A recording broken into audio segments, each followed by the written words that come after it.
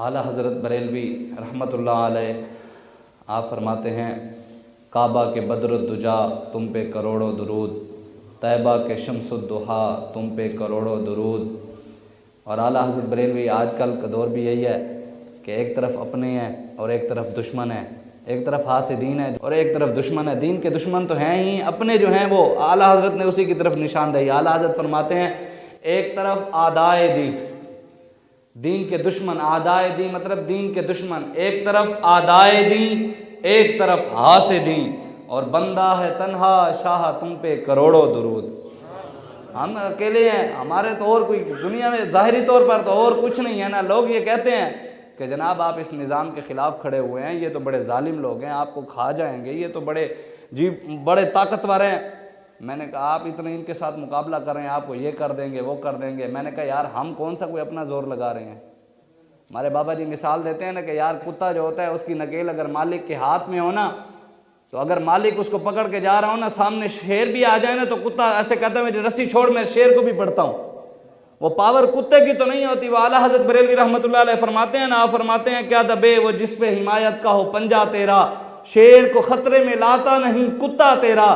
ہو حضور کے در کا کتا تو ہمارا بھی کوئی زور تو نہیں ہے۔ حضور نے فرمایا مسلمان کی مثال ایسے ہے جیسے اونٹ کی نکیل اس کے مالک کے ہاتھ میں، تو ہماری نکیلیں حضور کے ہاتھ میں۔ ہم اپنا زور تو نہیں مار رہے، ہم تو مالکوں کو ہی زور لگا رہے ہیں۔ ہمارے اندر تو کوئی پاور نہیں ہے، ہم تو ان کے دیے ہوئے، ہم تو انہی کی بات ہی کرتے ہیں کہ ہماری تو کوئی حیثیت نہیں، ہمارا تعارف کوئی بھی نہیں۔ ہمارا تعارف بھی وہی ہے جو ہمارے قائد کا تعارف ہے، میں کتا پاک رسول اللہ دا، بھونکے شور مچاوے ناموس رسالت گلشن اندر کوئی سور نہ پھیرا پاوے۔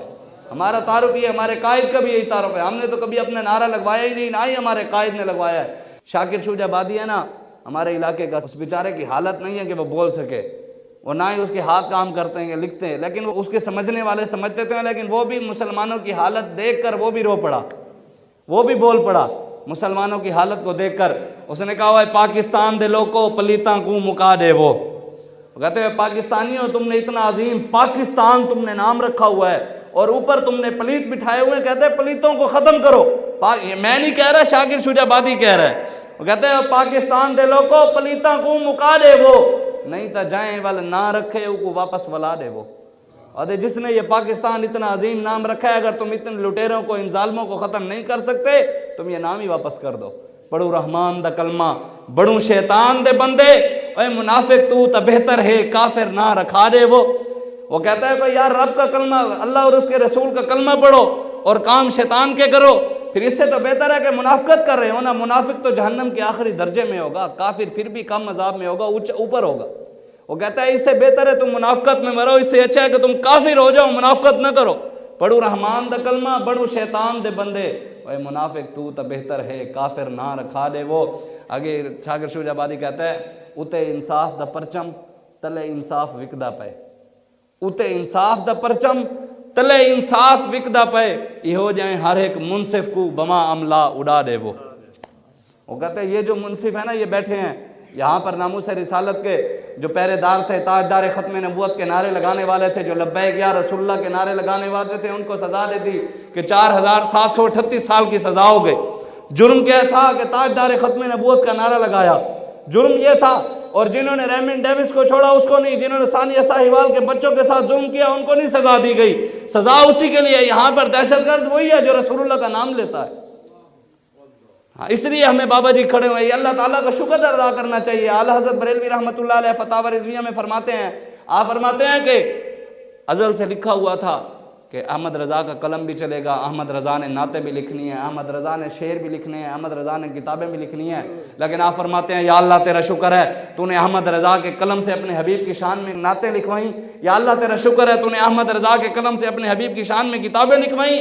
ہم بھی شکر ادا کرتے ہیں کہ یا اللہ تیرا شکر ہے تو نے ہماری زبانوں پر لبیک یا رسول اللہ کا نعرہ لگوایا، یا اللہ تیرا شکر ہے کہ ہم تاجدار ختم نبوت کا نعرہ لگاتے ہیں، تاجدار ختم نبوت۔ اس لیے میں نے جو آپ کے سامنے آیت مبارکہ پڑھی ہے نا، اللہ تبارک و تعالیٰ قرآن مجید میں ارشاد فرماتا ہے ان الذین یؤذون اللہ ورسولہ، بے شک وہ لوگ جو اللہ اور اس کے رسول کو تکلیف دیتے ہیں، لعنتی ہیں دنیا میں بھی اور آخرت میں بھی لعنتیوں کی شکل میں اٹھائے جائیں گے، اور ان کے لیے دردناک عذاب بھی ہے۔ آج کبھی اپنی عزت کی بات ہے یہ آپ بتائیں، استاد صاحب کے گھر والوں کی بات ہے یہ گرفتار ہوئے ہیں، تو بابا جی نے کیا ریلی پھر نکالی ہے کہ میں نے ان کے لیے ریلی نکالنی ہے؟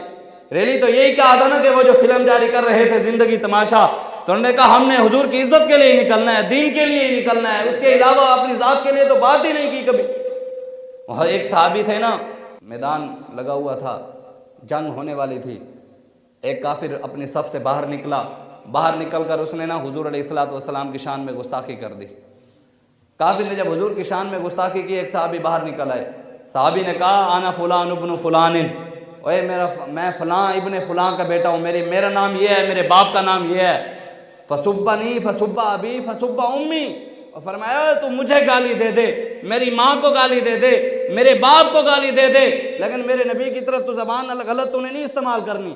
یہ حسان بن ثابت رضی اللہ تعالیٰ عنہ کی بھی یہی ہے، حضور نے خود نعت کے لیے نہیں، انہوں نے تو نعت کا مذاق اڑایا نا زندگی تماشا میں، انہوں نے حضور علیہ السلام کی نعت کا مذاق اڑایا، پیچھے پیر مہر علی شاہ صاحب کی، جو پیر مہر علی شاہ صاحب مکہ میں گئے تو آپ کو وہاں پر رسول اللہ کی زیارت ہوئی تو آپ نے پھر نعت کہی کہ کتھے مہر علی کتھے تیری ثنا، تو اس نعت کا مذاق اڑاتے ہوئے نعت خانوں کو انہوں نے وہ کیا، اور دوسرا کہتا ہے کہ لگاؤں، آپ بتائیں نا یار، زندگی میں آپ کبھی بتائیں، آپ کے اس علاقے میں علماء بیٹھے ہیں اور بھی لوگ بیٹھے ہیں جو دین اسلام سے تعلق رکھتے ہیں، ہم سب مسلمان ہیں، کبھی آپ نے کسی مسلمان پر گستاخی کا فتویٰ ایسے خام خواہ لگایا ہے؟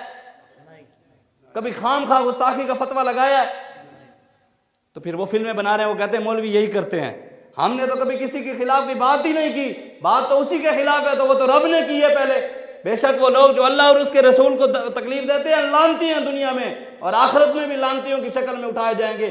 اللہ نے سورہ کلن میں ارشاد فرمایا، اللہ نے کہا وَلَا تُطِعْ كُلَّ حَلَّافٍ مَّهِينٍ هَمَّازٍ مَّشَّاءٍ بِنَمِيمٍ مَّنَّاعٍ لِّلْخَيْرِ مُعْتَدٍ نَّثِيمٍ عُتُلٍّ بَعْدَ ذَلِكَ زَنِيمٍ أَن كَانَ ذَا مَالٍ وَبَنِينَ سَنَسِمُهُ عَلَى الْخُرْطُومِ۔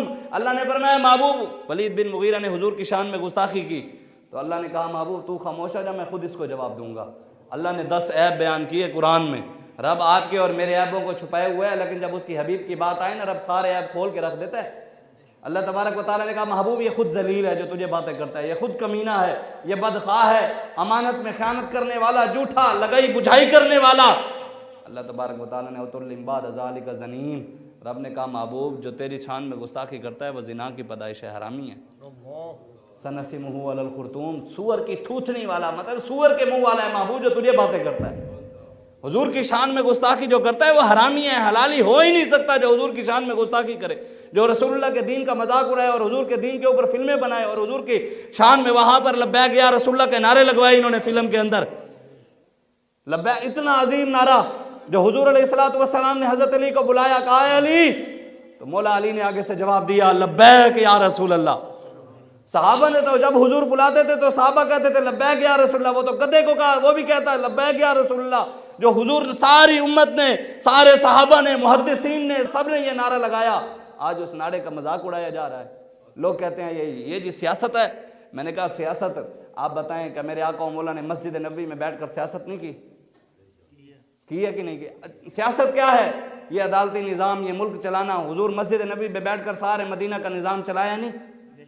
فوجیں تیار کر چھاونی وہاں نہیں بنائی، فوجیں بھی وہیں تیار کی، لشکر بھی بھیجے، حضور نے عدالت بھی وہیں قائم کی، عدالتیں بھی مسجد نبوی میں عدالت لگی، وہیں پر بیٹھ کر فیصلے ہوتے تھے، سارا کچھ میں۔ وہ تو علامہ اقبال کہتا ہے نا کہ جانتا ہوں یہ مغرب کا جمہوری نظام، چہرہ روشن اندنو چنگیز خان۔ اور علامہ اقبال کہتے ہیں میں جانتا ہوں یہ مغرب کا دیا ہوا نظام ہے، ان کے چہرے تو روشن ہیں، اندر سے چنگیز خان سے بھی ظالم ہے۔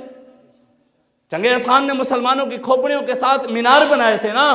اقبال کہتا ہے یہ چہرے روشن ہیں ان کے، اندر سے یہ اسلام کے اتنے مخالف ہیں آپ کے سامنے ہیں۔ پھر حضور کے دین کا کوئی نام لے، رسول اللہ کا نام کوئی لے، کوئی تاجدار ختم نبوت کا نام لے تو اس کے اوپر دہشت گردی کا پرچہ